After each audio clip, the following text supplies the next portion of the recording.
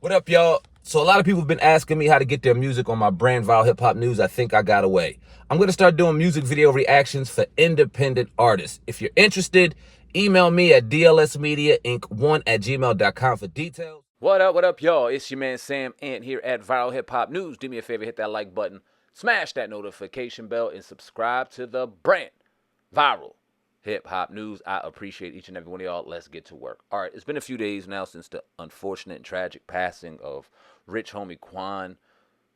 Official news has not been reported yet, but a lot of people are saying that it was due to an overdose. What exactly he overdosed on and the amount is yet to be confirmed, but overdose is what it looks like. Now, there was a video circulating the last few days on Rich Homie Quan's one of his last lives he did on Instagram where he was telling his fans not to do drugs while, unfortunately, what looks like sipping lean. You know what I'm saying? And we talked about it on the podcast. I'm going to play that at the back end of this video, so stay tuned for that. People's pain and how they cope with the pain. Now, we talk about music and how drugs and music are synonymous, in particular in the hip hop community. We go into that on the back end, so I'm not going to get into it right now. But it's just, oh my goodness, it's sad. It's unfortunate how these things can consume you and take over. And now we lost somebody again due to it. And within the last 5 years, I heard somebody say we lost Young Dolph to violence, we lost Takeoff to violence, and now we've unfortunately lost Rich Homie Quan due to what seems to be an accidental overdose, and this is very sad for the city of Atlanta, for the state of Georgia, and for hip-hop in general. I'm going to play the clip of Rich Homie Quan talking to the youth, talking to his fans in regards to not doing drugs, and I'm going to play our commentary on the situation at the back end of this video. Let's hear what Rich Homie Quan had to say. Yeah, man. Quasin with a little Trish, man. Don't do drugs. Don't do drugs, man. Man, my finger be yellow because I be smoking, bro. I smoke, man. I don't know why I do that. It's like, but if I don't get my nail did, it don't turn that color. Stay off my dick, man. The best weed strain I had. It's been a couple of them, but at the time, Wiz Khalifa, that Khalifa Kush, KK, that was smoking. But I feel like my weed the strongest, like right now. There's no doubt. If I got a strong weed, like, how about Thugger? How about a less free Thugger, man? Look, y'all, don't come in here spamming, man. We all know, I say it every time, free Thugger, free Lucha, free anybody locked up. Don't come on my live with that, though, man, please. I'm in a good spirit today. And we're gonna keep it that way. You feel me? I'm ready to see you in some movie, bro. We working on some shit now. Been in a movie. But I don't wanna be like no, I want to go out like the Denzel road. Like I don't wanna be no shit road. Cause I can change the way I talk. I don't have to talk like I'm from the hood. I can switch it up at times. You know, it really depends. It really depends. You know, my vernacular stretches beyond. That's what T.I. say.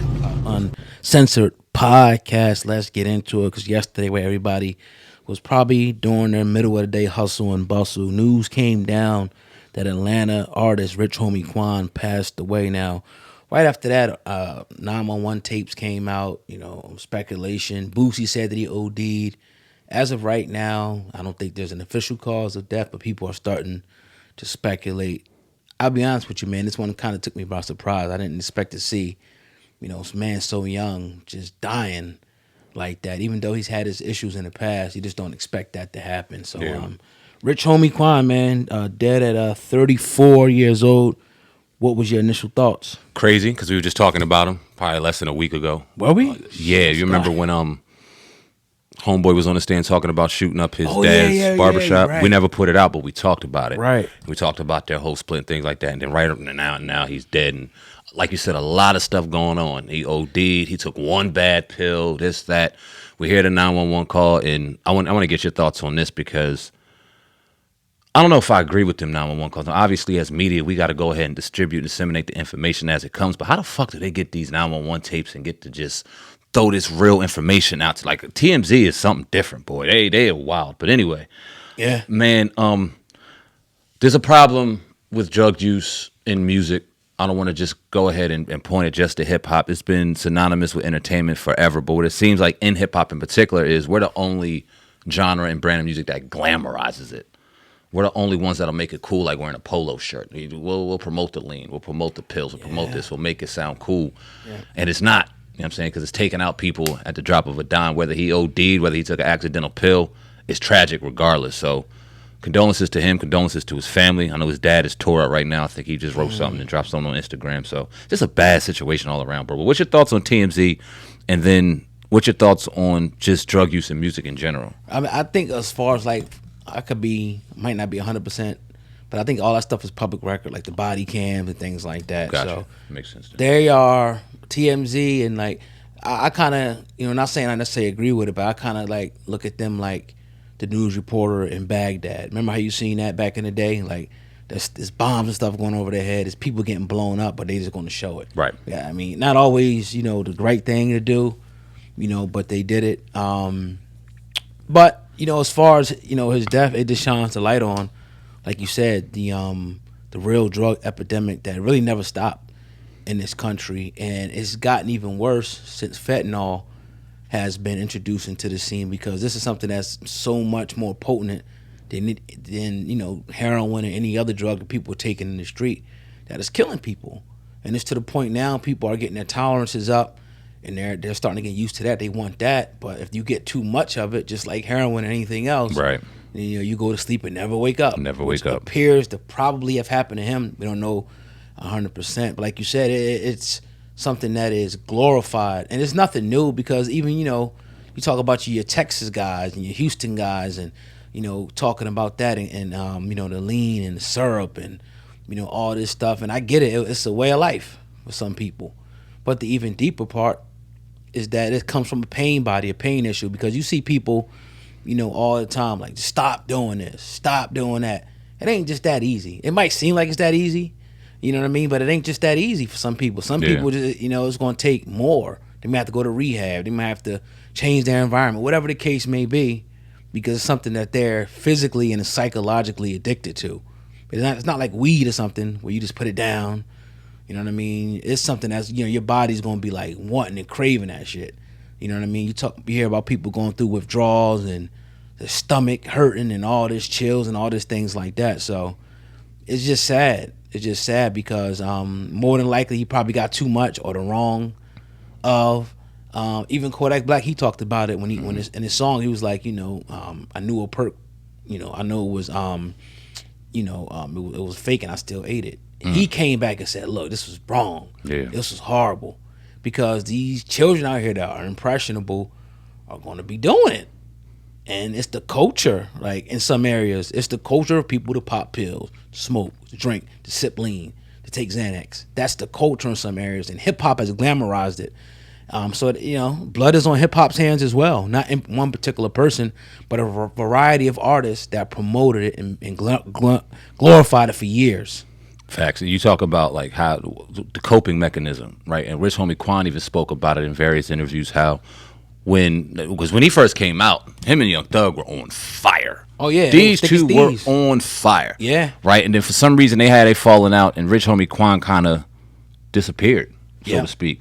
And he spoke about it and how that kind of affected his mental, how being so high and then all of a sudden dropping so low. And this is how these young people, not even rappers, cope with shit. And it's this thing. And it's unfortunate that, and it goes to show you how much these industries and these entertainment industries don't give a damn about you. Because if they really cared about the human being, they would give you some type of different mechanism or try to get you some type of different help to cope with these different things that you're going on through your very young life in front of a public eye. But they, instead of doing that, will throw you to drugs. You can find any drug on the market. Any hip hop artist that has any type of fame can find any drug at their disposal, but they can't find any additional help. They can go call their man to grab some drugs, but they can't call somebody to talk to or help. It's just, I don't know what else to say, man. It sucks. I don't think it's going to change, but it just kind of highlights the fact that the industries don't give a damn about these artists. They try to find ways to cope. I'm not giving excuses for all the people that do it, because some people just do it because they foolish.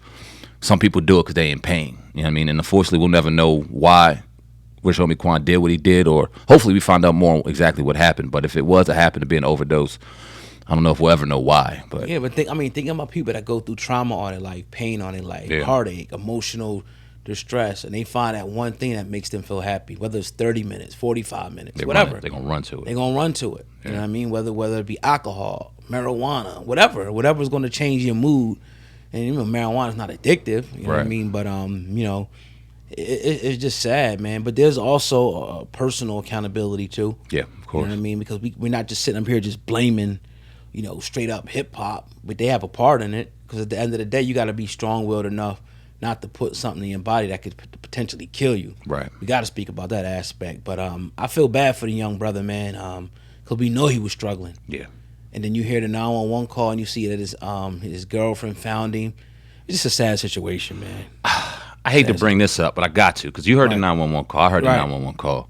What's up with that 911 dispatcher? It's always like that, but they're like the dumbest people in the world. I don't get it.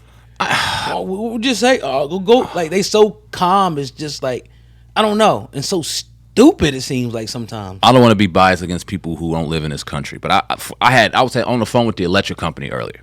I was on the phone for 45 minutes. I had this woman who obviously wasn't from this country, could not understand it, ended up banging on me. Right. Called back. Right. Wait another 30 minutes, talk to a brother from America. I get my situation resolved in 10 minutes. Yeah.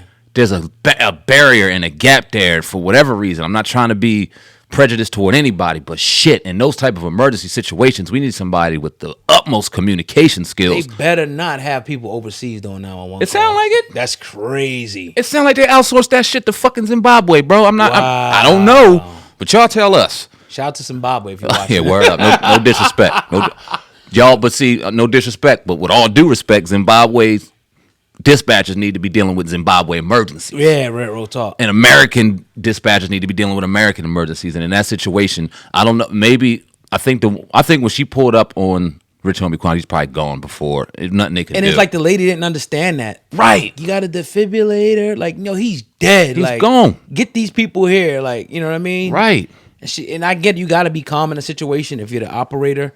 But come on, what was that? Right. That was horrible. It was horrible. Yeah, man. Sad situation. Yeah, it definitely is.